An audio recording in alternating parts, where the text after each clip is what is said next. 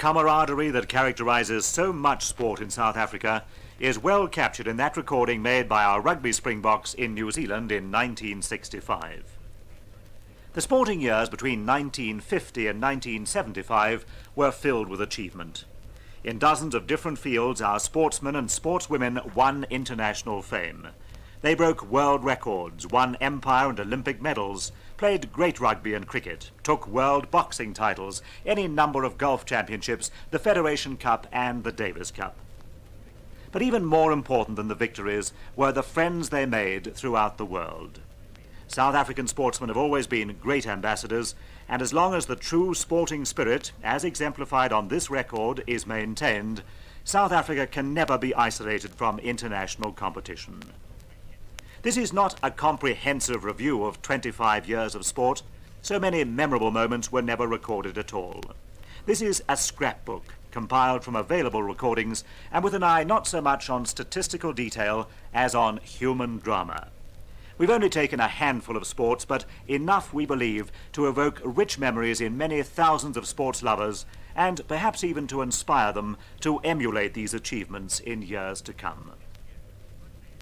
Let's begin with rugby in 1950, when Transvaal took the Currie Cup.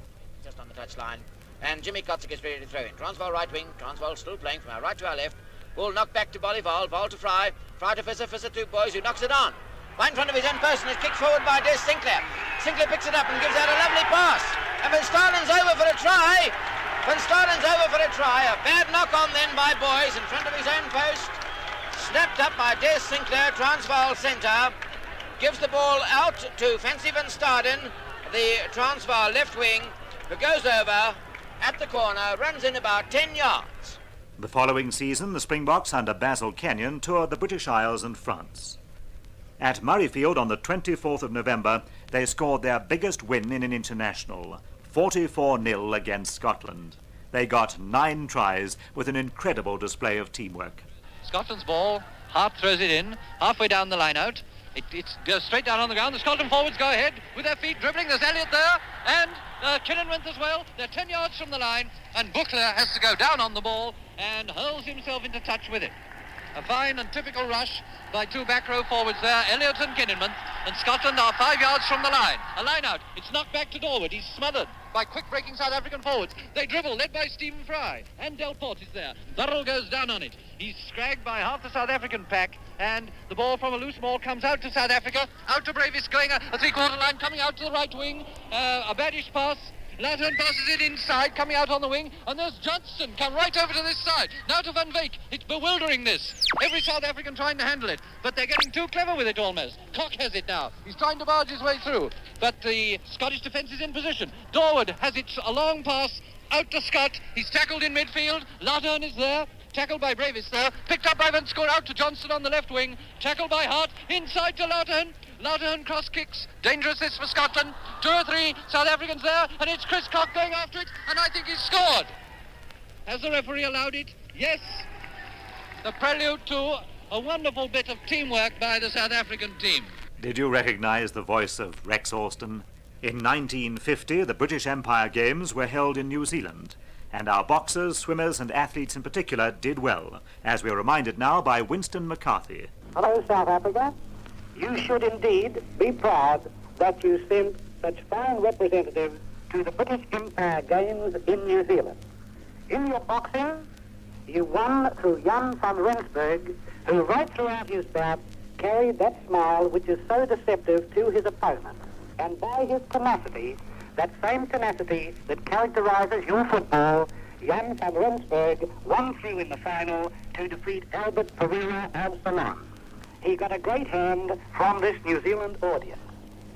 But he got no greater a hand than did Schalkwyk when he defeated a New Zealander, Jim Beale, in the middleweight class. Marcus Temple, he was very popular indeed, and I think that the crowd would have liked to see such a clean cut youngster win a title. Now, in the swimming, you have a brilliant youngster whom we saw at Border. Border, of course, is well known to New Zealanders. I think there the All Blacks had a loss and a draw. John Harrison, aged 14, won the British Empire 440 yards in record time. She too got a wonderful hand from the spectators, even though those spectators are still the same people who had to listen to the rugby defeats of 1949. In Joan Harrison, at 14 years of age, you have a girl who can break any record that the Empire or the world now holds. Graham Johnson fooled everybody in the 1650 metres, as he did when he was second in the 440 yards.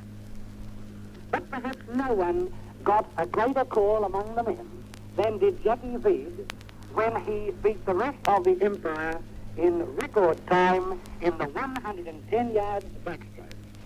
Jackie Veed of South Africa will be a name to be remembered in the Empire. And now, South Africa, I would like to say to you, Alice van die Beste, that's it. And how good it is, after all these years, to hear rugby commentator Winston McCarthy singing the praises of our 14-year-olds. And of course we mustn't forget Sid Late, who ran second in the marathon. Let's turn to boxing in the 50s. Reg Haswell has been a manager, matchmaker and promoter for more years than he cares to remember. Well, of course, 1950 was the year that Viccie Toweel won the first world title for South Africa. And apart from that, the early 50s was probably the best period in the whole history of our boxing. At that time we had some very fine fighters.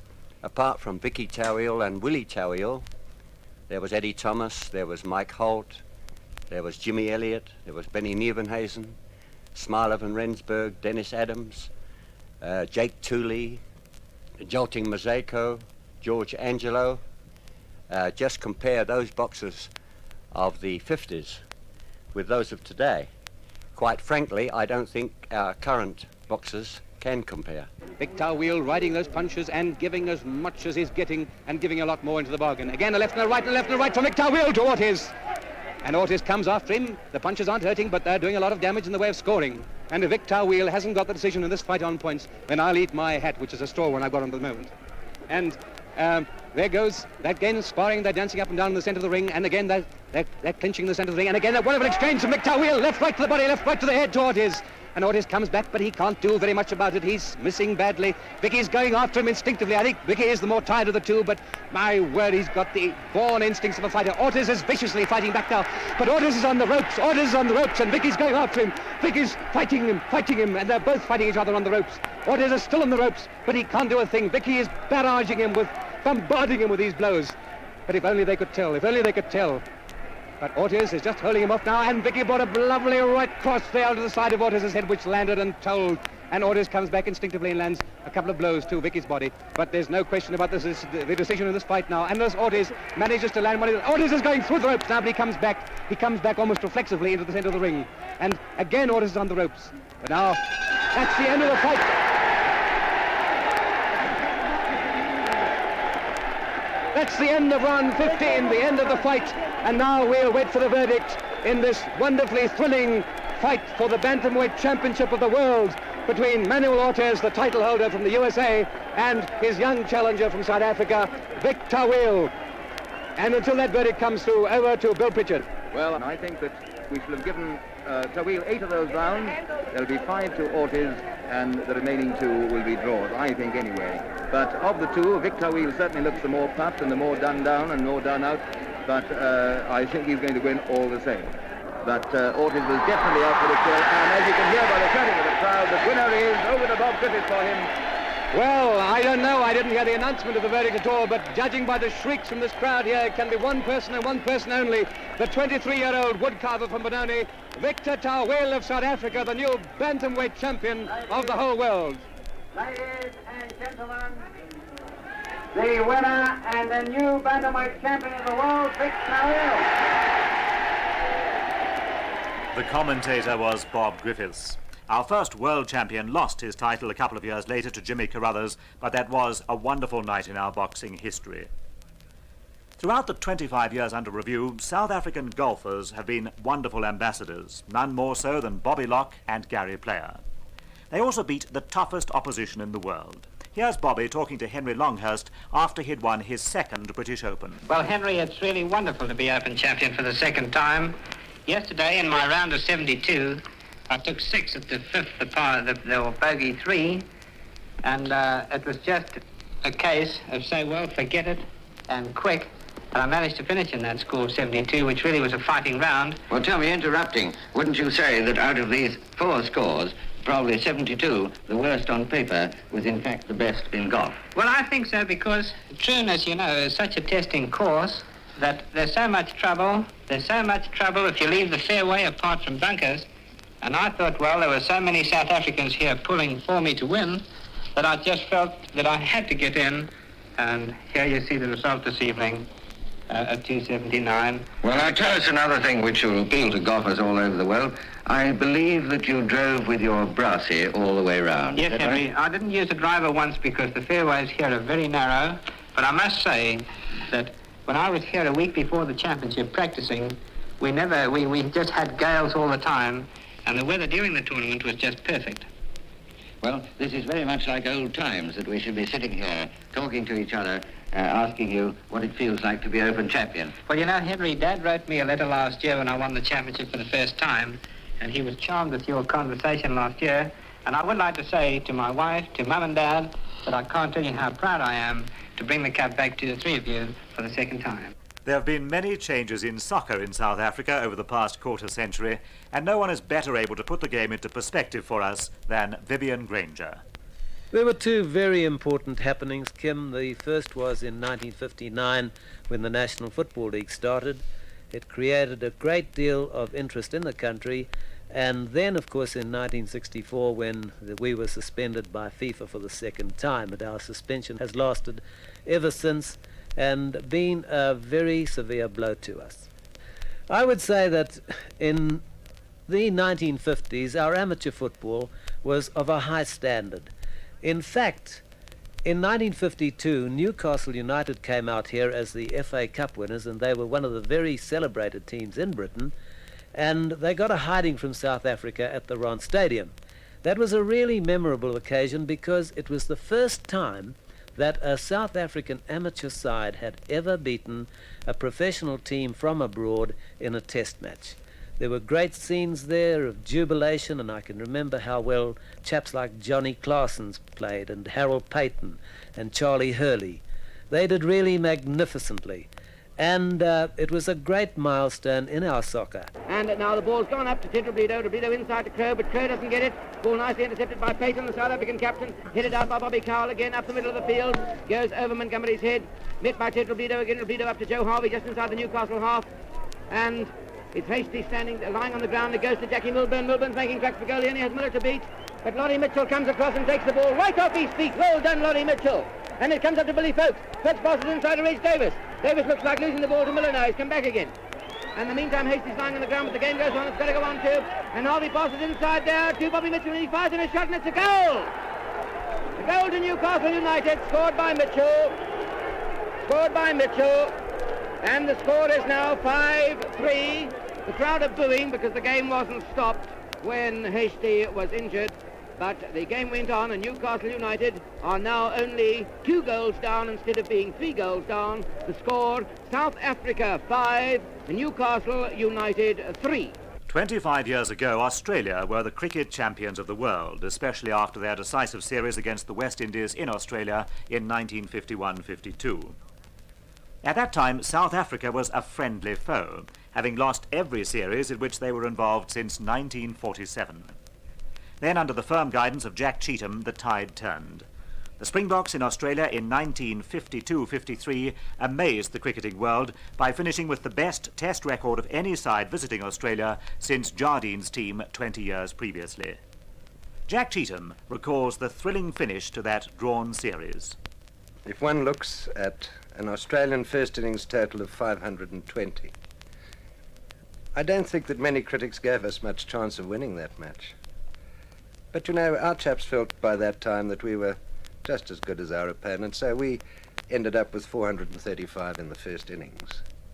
And then we managed to bundle them out for 209 and were left with, I think, 296 to get to win. But you can imagine what it was like in that dressing room. There was Eddie Fuller, sitting saying, we need 136, 135, 133, until we nearly did our nuts. And at long last, McClean went berserk. Or to put it really crudely, he went burlesque, because he murdered everything that came his way. What a wonderful innings. What a glorious end. And with our hearts in our mouth that every time he lifted that ball, but it came off. Roy always called me Pop because I looked after him in England in 1951 when he was a young member of the team. And I went up to him when he was going out to bat to wish him luck. And I said, good luck, boy. And he looked at me and he said, don't worry, Pop. I'll get him. And get him he did. Get my glasses up, have a look at Lindsay Hassett as he comes in bowling. Didn't get a chance. Bowls now, sure. McClean hits this one through the covers. It's 4-ish runs. It's going through for 4. 4 through the covers. Hits the black patch on the fence there. There's a row of railings about 10 yards long which are black, mingled amongst the white that goes all the way round. 4 runs to McClean, 72, 293 for 4. 293 for 4 with McClean 72 and Keith 40. 100 partnership between these two boys. And don't forget Keith, his has been a big hand. And McClean has to fall back on defence to Hassett's third ball. The ball comes down the pitch, Hassett by a toe, flicks it up to the hand. He's thrown his field quite deep, only the single slip there. McClean, short ball, and it's through. It's through, past point. McClean has won this, and listen to this crowd. Listen to the crowd as Keith and McClean go in, their arms around each other's shoulders. 297 for 4. 297 for 4. McClean 76. Keith 40. The policeman falling onto the ground. And everybody except your commentator and his scorer at his side are standing as the South Africans come in. Waiting at the gate is Ian Craig. Waits as the side comes in. Craig waits there. In come the two batsmen. Everybody's standing. Did you recognise the measured, eloquent tones of Charles Fortune, allowing himself just a little more emotional reaction than usual? Jack Cheetham feels that the 1950 Trevor Goddard made his international debut, and McGlew, McClean, Endine, Waite and Tayfield were at their peak. The England side had just regained the Ashes in Australia, and although illness forced Len Hutton to withdraw from the captaincy, they had talented batsmen like Peter May, Dennis Compton, Tom Graveney and Colin Cowdrey, and an awesome bowling lineup with Tyson, Statham, Truman, Laker, Locke, Wardle and Titmus. We lost the first test by an innings, and the second by 72 runs, and then won the third by 3 wickets. That was the important one. Tyson to Waite. Waite pushes the first ball to mid-on. Mayfield. Still those 4 runs wanted. South Africa 141 for 7. 1 run to Tayfield, 6 to Waite. Waite stands well aside, leans on his bat. Tyson, who is now bowling his what over? His 14th over, has now reached his bowling mark and starts again.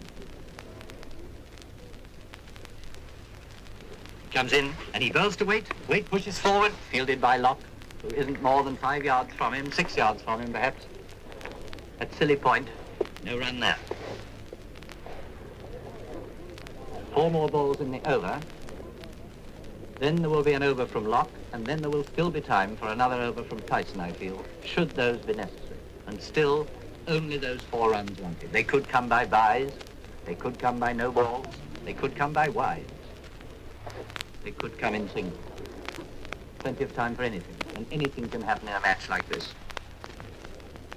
Here comes Tyson again. Complete silence on the ground. He comes up and he bowls to Waite, and Waite has pushed that hard and high.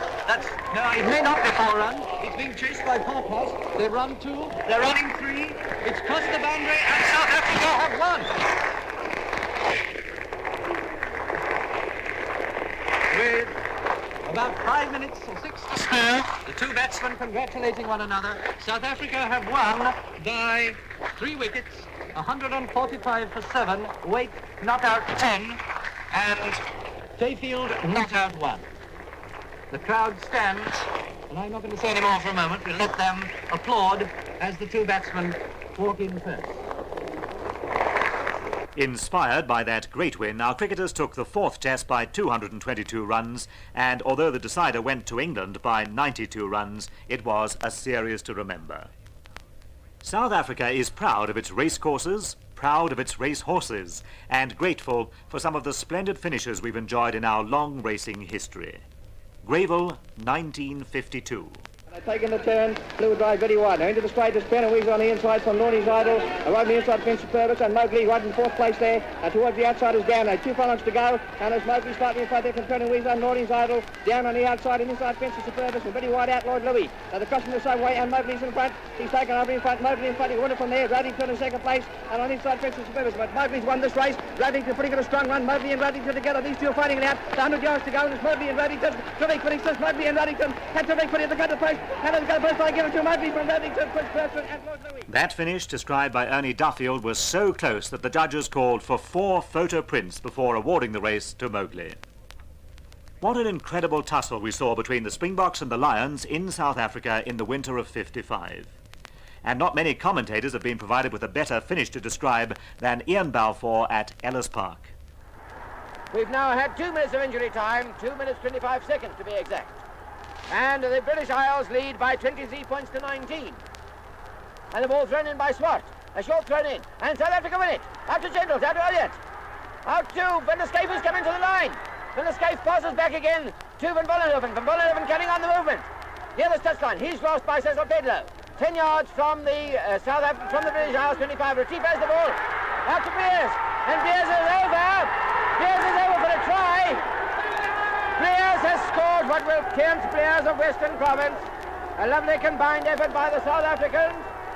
And players has scored about 10 yards in from the touchline. And the score is 23 points to 22. Everything now depends on this kick. The British Isles are leading by 1 point. And this conversion counts 2 points. The referee's whistle must go for full time after this kick. And everybody, why, they're even telling me to shut up now. You've never seen such a scene. Everybody standing up and all waving and saying, quiet, quiet, quiet.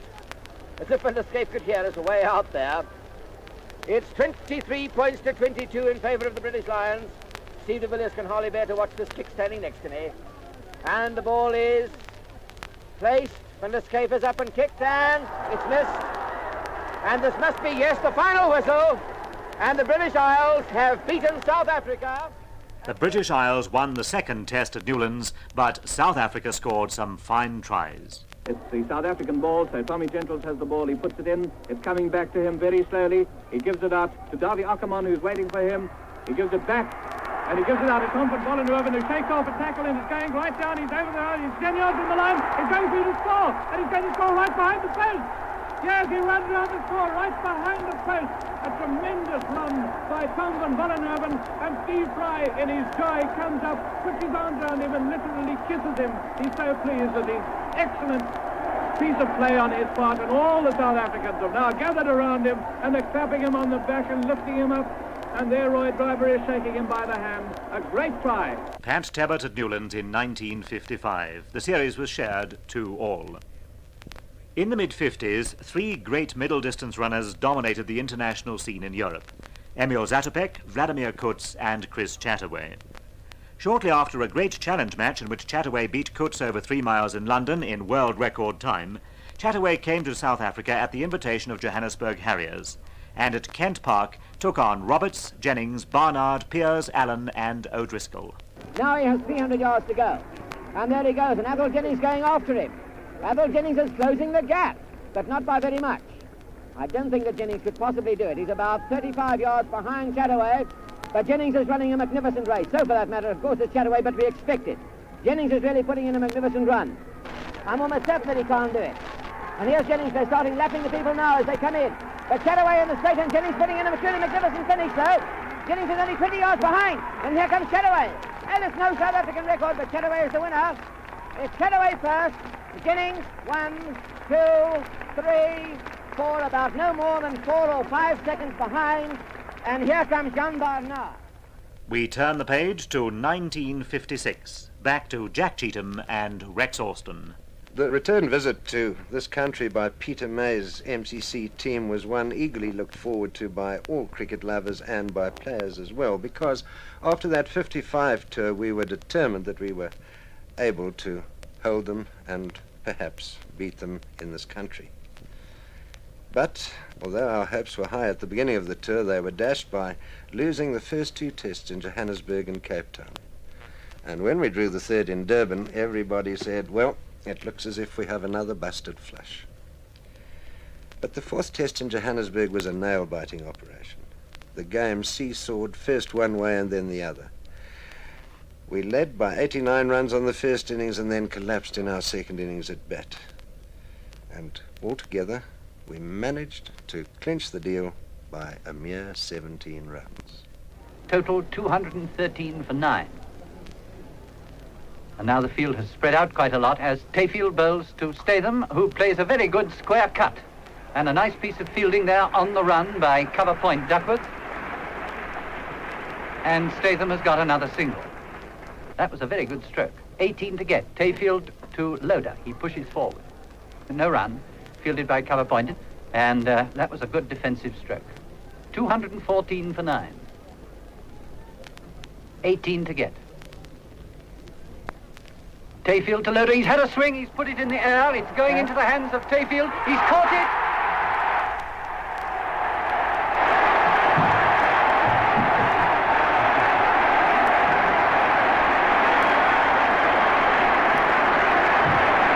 The most extraordinary scene going on here, with spectators hugging and mobbing. I suppose it's Hugh Tayfield. It might well be Arthur Tayfield as well. Tayfield the bowler, he's being lifted up and being carried off the field. Someone's putting a Panama hat on his head. Well, he broke a record when he took all 8 wickets. He's now taken 9. And South Africa have won this match by 17 runs. So to the decider in Port Elizabeth. Commentary this time by Ian Balfour. When Rensburg, ever active, ever on the lookout, walks up to Tayfield and asks him what he wants with the field. McClean is being brought in from the scoreboard on the mid-wicket boundary. Not much, only a matter of about 5 yards. Otherwise, the field remains virtually the same. There's a forward short leg and a backward short leg. There's no slip. Tayfield to Loader. And Loader has a big hit, high into the country. McClean's under it. McClean has caught it over his head.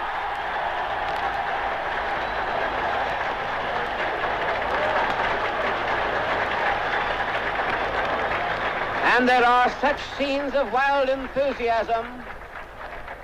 Tayfield has now broken the record for the number of wickets taken by a South African bowler in a test series. It's a replica of the Johannesburg test, the 4th test, with the crowd doing their best to raise Tayfield and cheer him off the field. In cold figures, South Africa has won this test match by 58 runs.